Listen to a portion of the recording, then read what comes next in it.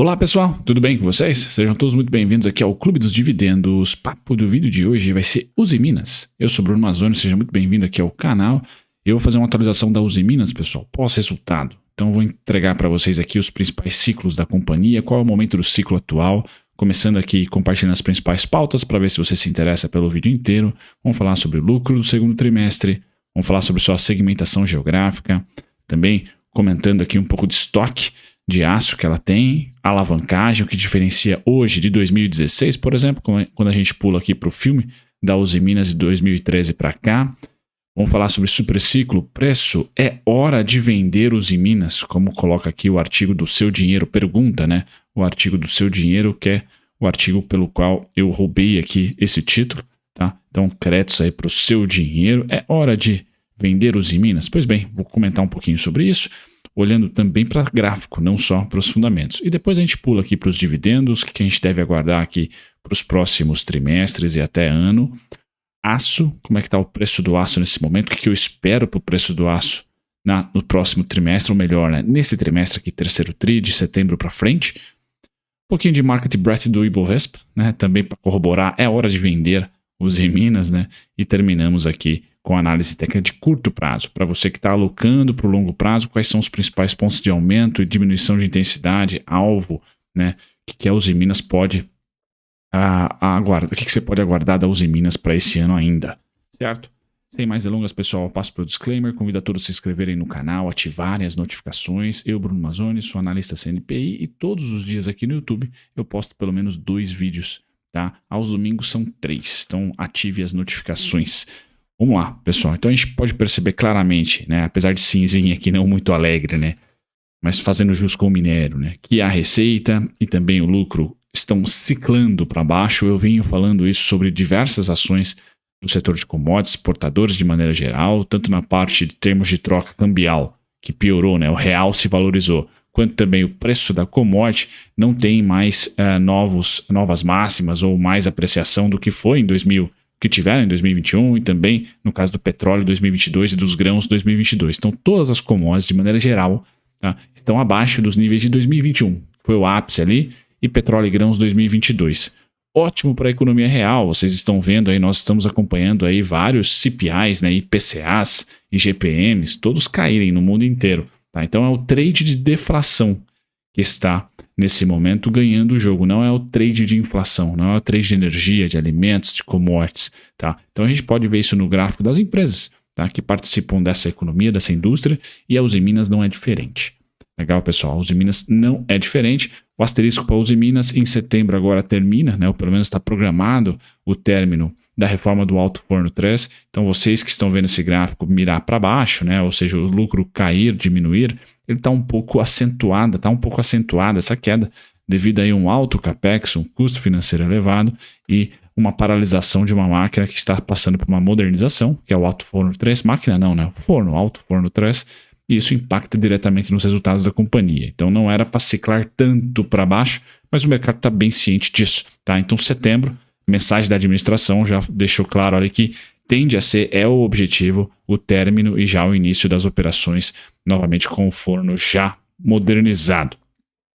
Pessoal, Usiminas não tem a China, tá, como principal destino, então é bem importante. Estados Unidos é o principal destino da China, das exportações da Usiminas, perdão. China é o segundo colocado com 4,1, vem o Japão com 1,1 e também a Alemanha, tá? Mas o Brasil é o principal. Então, Usiminas, pessoal, vai sempre olhar aqui para PIB, vai sempre olhar aqui para desenvolvimento doméstico. Depois acaba olhando aqui para o externo, tá? Então, o Brasil é o grande player, é o grande destino da produção da Usiminas e não é a China o segundo, é os Estados Unidos, tá? Então ela está bem dividida aqui entre Tio Sun e chineses, com 5,4 Estados Unidos fechamento de 2022, créditos aqui para o site Fundamentei, onde eu pego essas informações, e 4,1 China. Então é importante colocar isso porque recentemente gravei um vídeo da Semin, né, da CSN Mineração, onde é o oposto, né, bem consolidado ali o destino chinês, mesma coisa vale para Vale, tá? Bom, quando a gente olha aqui para os estoques, pessoal, quero só dar atenção a esse gráfico da direita de vocês aqui. O estoque, né, está envelhecendo, então mostra que na economia real os pedidos estão diminuindo e a produção, mesmo impactada, pessoal, tá? Mesmo impactada aqui pelo Alto Forno 3, tá? Que é o que está em reparos, né? Em modernização, mesmo a produção impactada. Então, o estoque de aço, não digo que aumentou, né? A gente pode ver aqui no primeiro TRI, 23 para o segundo TRI, 23, não houve ali um aumento, tá? Mas também a gente não tem uma diminuição brusca, não há ali um super pedido, uma super demanda, um grande contrato, tá? Então, acredito que o setor, e é mais fácil dizer hoje, está ciclando para baixo também no volume, tá, de vendas. Isso a gente pôde acompanhar em algumas companhias, nem todas, tá? O volume de vendas, por exemplo, da Semin foi maior no segundo TRI do que no primeiro, mas a margem, né, a receita foi menor, porque os termos de troca. A Semin, se não me engano, fechou ali a média em $66 a tonelada, tá, do minério de ferro, bem abaixo aí dos anos anteriores. Então o volume até aumentou da Semin com a reabertura da China, por exemplo, mas não teve maior receita, muito pelo contrário, a receita caiu. Então, por termos de troca, caiu.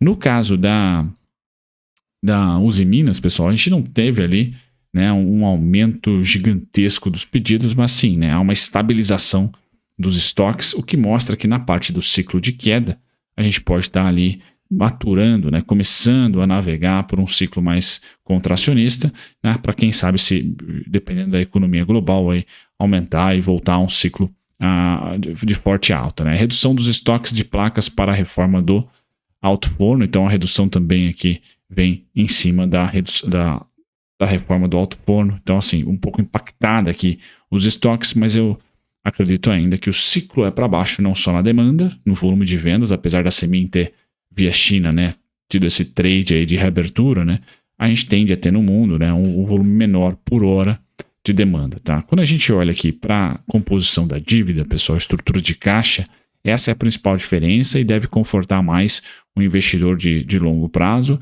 em relação a 2016, por exemplo. Então, a Usiminas, pessoal, está muito bem obrigada na sua composição de caixa, mesmo com a reforma do alto forno, que é considerado uma reforma de alto intensivo capex, tá? Então, quando eu passo para o próximo slide e mostro para vocês os fundamentos, obviamente na parte do lucro ficou simples, nem sempre é fácil de enxergar o ciclaço de alta que foi 2021, nesses 10 bi em 2021, e ela está gerindo de maneira muito conservadora esse dinheiro, tá?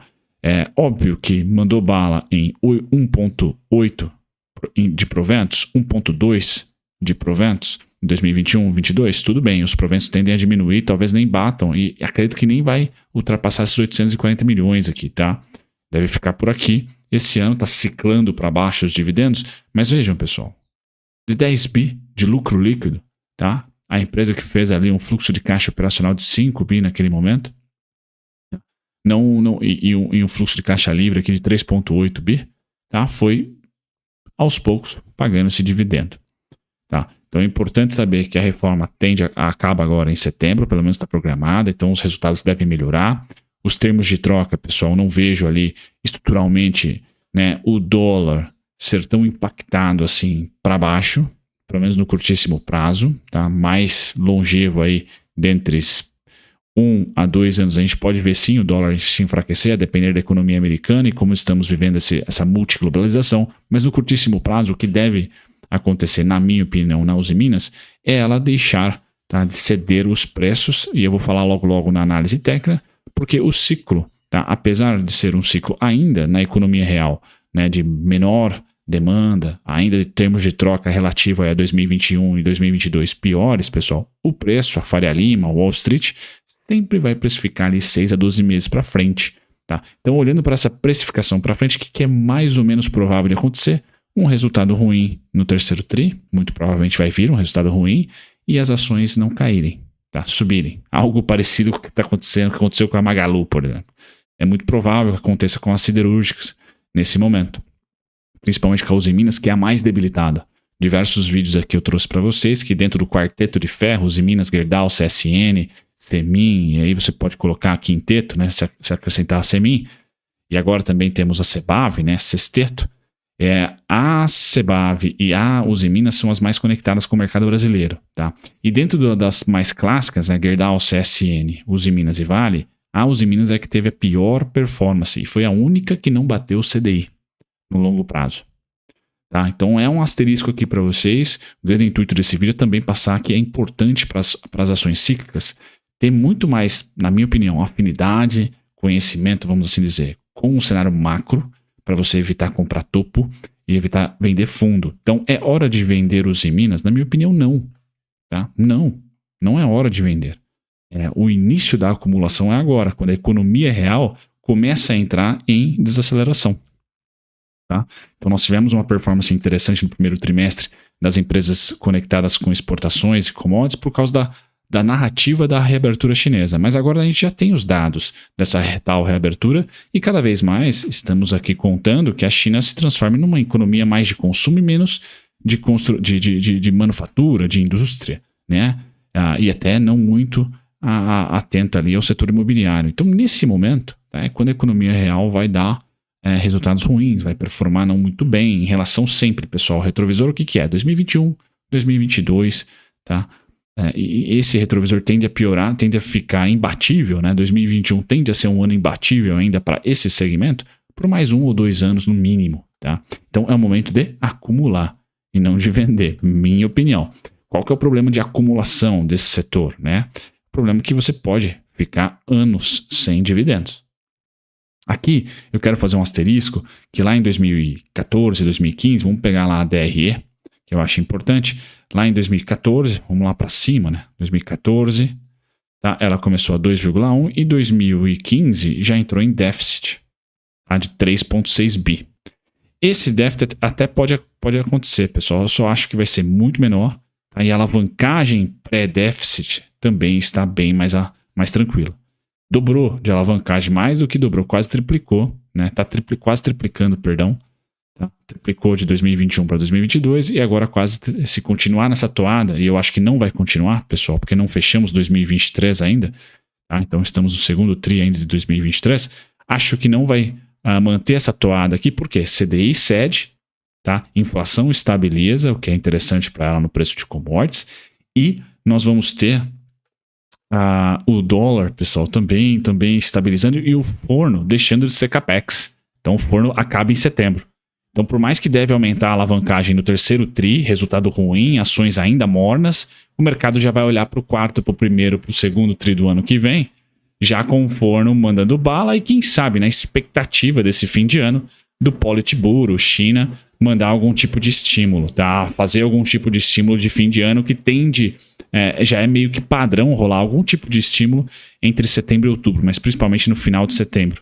Tá? Então, olhando para o forecast, né, para frente, pessoal, o resultado ainda ruim no terceiro tri, mas com alguns gatilhos sendo positivos. E aí também na parte técnica, é hora de vender? Eu vou falar que não, porque a gente está justamente aqui numa simetria quase que perfeita de quanto caiu quanto. Tá? 2021, 22, perdão, 2021, 2022, 2017, 2020, né? E aqui 2021, 2023, tá? Então eu tenho essa expectativa que os preços se estabilizem aqui, tá? Eu vou falar os preços já para vocês. Do grande ciclo de alta da China, né, 2002 a 2008, nós ainda não batemos o alvo, tá? Essa projeção verde nós ainda não batemos, que está lá em 31,19, tá? Da menor, da pós 2016, nós já batemos. Então, esse cara aqui nós já chegamos em 12,99. Tá? Agora, se você está acreditando em um pequeno ciclo de alta nessa tese de nearshoring, nova neo-industrialização, né? Países do G7 investindo no seu próprio território ou em países amigos ou próximos para construir indústrias estratégicas para ficar fora da China, da dependência da China, 23,68. É o outro ciclo aqui, 2020, 2021 inflação, 2022 e 2023 deflação, quem sabe 2024 e 2025 inflação novamente, devido a essa tese, tá, dessa nova industrialização, não mais apoiado em China. Eu acho que cada vez mais esse setor vai ficar menos apoiado em China. Certo, pessoal? Então falei dos dividendos, falo também do aço aqui para finalizar o vídeo. Acredito que é hora de vender os Minas? Não, porque o aço deve estabilizar também. Estabilização do aço, é isso que eu espero, tá? Numa região aqui, numa tendência fortíssima de queda, tá? Inclusive em 2017, 18, 19 e 20, Tá? A Uzi Minas fez mínima histórica em 2016, então ela foi idiosincrática com o Brasil aqui, tá? Por tudo que aconteceu no país no momento, recessão e etc. E agora o aço, pessoal, tá? Deve estabilizar, é isso que eu imagino, para manter aqui pelo menos os preços entre terceiro tri e quarto tri. Então o terceiro tri deve ser, né, o último pior mês, ou o pior mês, tá, dos últimos meses para Uzi Minas, reforma acabando, aço não subindo e até podendo ceder para a parte inferior da estabilização aqui que está em $22,17, hoje está negociando a 28. Então tem esse nuance aqui, mas está no fim, pessoal. Por isso que é hora de vender? Na minha opinião, não. E aí, terminando para vocês, antes de falar do gráfico de curto prazo, eu olhei alguns relatórios aqui, pessoal, da Suno, o primeiro deles, e assim, a média do preço-alvo do pessoal, sendo aqui BTG, Santander, está em R$ 7,00 e R$ 8,00. Tá? R$ 7,00 e R$ 8,00 é o preço-alvo. Tem até o Goldman Sachs aqui. Tá? Tanto nesse artigo da Suno, quanto no artigo também do Seu Dinheiro, fala ali do BTG entre R$ 7,00 e R$ 8,00. Então, o meu, como que eu me planejaria na Uzi Minas, né? Eu olharia com muito carinho aqui para essa região, então, toda do 6,58, primeiro desconto do terceiro tri, o principal 6,44, depois 5,79, 5,79, é isso, tá? 5,69 e 5,30, tá? Então, toda essa região aqui, tá? Eu não acho que tem que vender na Uzi Minas, tem que acumular. Qual é o problema? Você pode acumular por 1 ano, 2 anos, sem dividendos. Tá? Você só acumula. Por quê? A Uzi Minas, em um próximo cenário de estabilização de preços, tá, pessoal, e contínuo corte do CDI ao longo desse ano, e quem sabe em primeiro semestre do ano que vem, 8,78 é alvo, tá? E 10,87, 11,64, 11,93 também. Esses são os alvos de curtíssimo prazo, de uma tese que não prevê nem expansão, tão quanto recessão, mas sim estabilização. Então, depois do trade de inflação de 2021, certo? Seguido do trade de deflação de 2022-23, pois bem, 2023-24, pessoal, vai ser o trade de estabilização. Então, nós vamos viver algo desse tipo aqui, ó. É isso que eu penso. E no momento atual, nós estamos próximos das mínimas dessa tendência equilibrada. Então, no momento atual, nós estamos próximos das mínimas, que são 6,58, 6,44. Estou mais pessimista, 5,79, 5,69, 5,30. Mas com certeza, o topo é 8,78.